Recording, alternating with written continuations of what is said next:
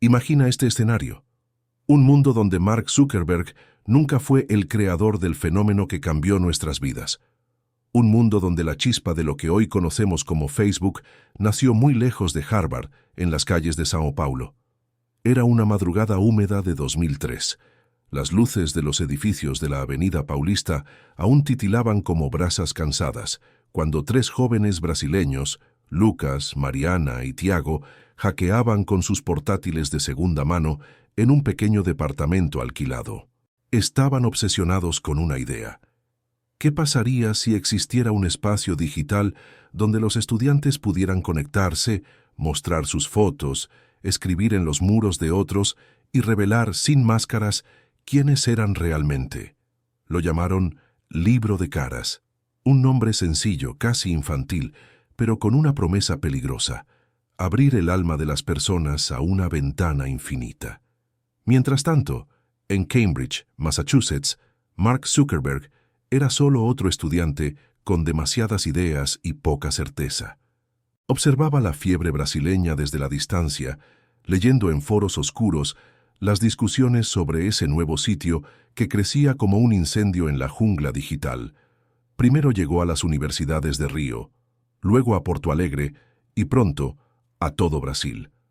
En cuestión de meses, las fotos de fiestas, confesiones nocturnas y secretos de familias poderosas se desbordaban en un océano virtual. Mark, con los ojos rojos por las noches sin dormir, sintió un vacío. Esa había sido su idea, o al menos lo había soñado en fragmentos, pero alguien más la había convertido en carne y hueso antes que él. Era un ladrón de futuro mirando su destino robado. El silencio en su dormitorio se volvió insoportable. La historia real lo pintaría como el genio que levantó un imperio desde el campus de Harvard. Pero aquí él solo fue un espectador de la ascensión brasileña. Meta nunca existió. Lo que sí creció fue un coloso latino llamado Conexão Global, una metamorfosis de aquel libro de caras. En 2007, Lucas, Mariana y Tiago aparecieron en la portada de The Economist como los tres que unieron al mundo. Brasil, un país marcado por la desigualdad, se convirtió de repente en el epicentro tecnológico del planeta. Silicon Valley giraba la cabeza hacia el sur, con asombro y con envidia. Mark, en cambio, regresó a Dobbs Ferry, Nueva York. Su familia lo recibió con esa mezcla de lástima y ternura reservada para los que nunca alcanzaron la gloria. Pero dentro de él crecía algo oscuro, una certeza: lo que era suyo había sido arrebatado. Así comenzó su descenso. Fundó pequeñas startups, todas muertas al nacer. Copió ideas, fracasó en lanzamientos, se asoció con inversores que lo abandonaban, apenas olían la desesperación en su voz. Mientras los brasileños construían mansiones futuristas frente a Ipanema y cerraban acuerdos con presidentes y magnates, Mark bebía café frío en cafeterías baratas, observando las noticias en la televisión.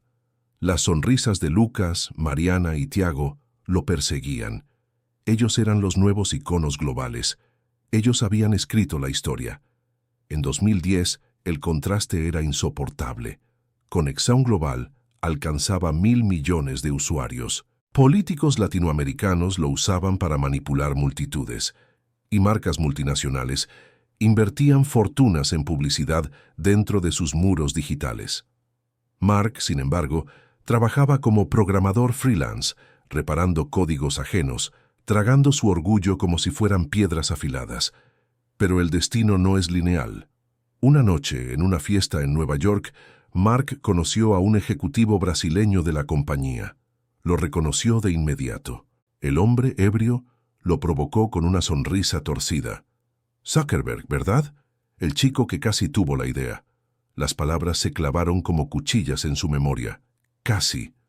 Una vida entera reducida a esa palabra. Desde entonces, su obsesión se volvió peligrosa. Mark comenzó a investigar cada detalle de los fundadores brasileños, sus viajes, sus secretos, sus traiciones. Descubrió que Tiago estaba endeudado con bancos suizos, que Mariana ocultaba un romance con un ministro corrupto, que Lucas había falsificado parte de los primeros registros del sitio. Mark no quería solo crear algo propio. Quería destruir lo que ellos habían creado. El universo paralelo lo había condenado a ser un espectro, pero los espectros también saben arrastrar consigo a los vivos. El reloj avanza hacia la medianoche, y el brillo de la pantalla ilumina el rostro de Mark, solo en su apartamento oscuro mientras murmura: «Si no puedo ser el héroe, seré la sombra que los devore». Mark comenzó a viajar en secreto. Primero a São Paulo, luego a Río de Janeiro, camuflado entre turistas que bajaban del avión con cámaras y mapas. Él no quería playas ni carnaval, quería ver de cerca el monstruo que lo había devorado. La sede de Conexión Global era un rascacielos de vidrio y acero en el corazón financiero de São Paulo, con un logotipo luminoso que se veía desde kilómetros. Allí, Lucas, Mariana y Tiago se paseaban como reyes modernos, saludando a ministros, artistas y banqueros. Mark se quedó afuera, bajo la lluvia, mirando hacia lo alto. Sintió que cada piso iluminado era una humillación tatuada en su piel. En los bares de Vila Madalena, escuchaba a jóvenes ingenieros brasileños hablar con orgullo de trabajar para la empresa que había puesto a América Latina en el mapa tecnológico.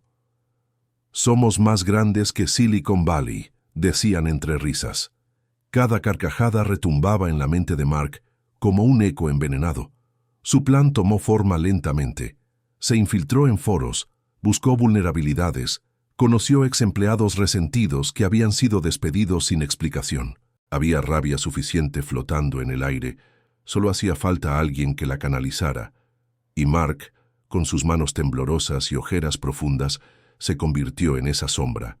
En 2014, cuando Conexión Global lanzó una expansión que conectaba incluso aldeas remotas de África y Asia, Mark ejecutó su jugada. Una serie de filtraciones anónimas sacudió a la prensa internacional: contratos de sobornos, compra de datos personales, algoritmos diseñados para manipular elecciones. La opinión pública se volcó en contra. Manifestaciones llenaron las avenidas de Río y de Brasilia, con carteles que decían: «Nos vendieron al mundo y no somos marionetas digitales». Mariana apareció en televisión con el rostro cansado y maquillaje corrido, defendiendo a la empresa como podía. Lucas fue fotografiado entrando en tribunales con traje arrugado y mirada perdida. Tiago desapareció por semanas, refugiado en Suiza. Y Mark observaba todo desde un cuarto barato de hotel en Nueva York, con la sonrisa torcida del hombre que por fin había recuperado algo parecido al control. Pero la victoria tenía un sabor amargo, porque mientras los 3 brasileños caían, arrastrando consigo a miles de empleados, la sombra de Mark nunca se convirtió en luz. No heredó la gloria, ni la confianza, ni los billones de dólares. Solo quedó la ceniza. Era el hombre que destruyó un imperio, pero no pudo construir el suyo. El tiempo siguió su curso. En 2020, el edificio de Conexión Global en São Paulo estaba vacío, con cristales rotos y grafitis que decían: «La red nos traicionó». El logotipo luminoso ya no brillaba, y Mark, envejecido antes de tiempo, caminaba frente a esas ruinas como si fueran un espejo de sí mismo. Una noche, bajo la tenue luz de un poste, encontró uno de los primeros folletos que anunciaban el sitio. «Libro de caras. Conecta tu mundo». Lo levantó con manos temblorosas, y por un instante recordó a ese joven en Harvard, el que alguna vez creyó que podía ser diferente. El viento arrancó el papel de sus dedos, arrastrándolo hacia la oscuridad de la avenida desierta. Allí quedó Mark Zuckerberg, un hombre sin imperio, sin legado, sin nombre. En este universo paralelo, ni héroe ni villano, solo un espectro que observa cómo la historia siempre termina devorando a quienes intentan poseerla. El último reflejo es el de sus ojos apagados en la vidriera de una tienda cerrada. Ya no hay pantallas, ni conexiones, ni gloria. Solo un hombre solitario que alguna vez estuvo a un suspiro de cambiar el mundo. Y en el silencio absoluto de esa avenida brasileña, parece escucharse un susurro helado, como una sentencia que no necesita explicación. El futuro nunca fue tuyo, Mark.